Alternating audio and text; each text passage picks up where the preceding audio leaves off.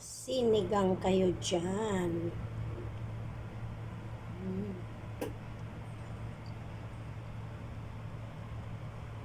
Isang kaldero. Para sa pangkalahatan.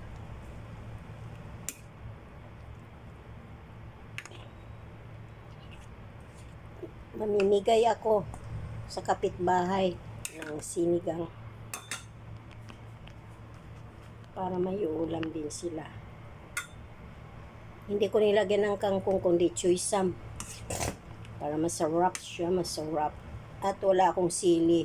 Kaya nagayat ako ng sili o ginagayat ko lang siya. Para maanghang siya. Nakalimutan ko bumili ng sili.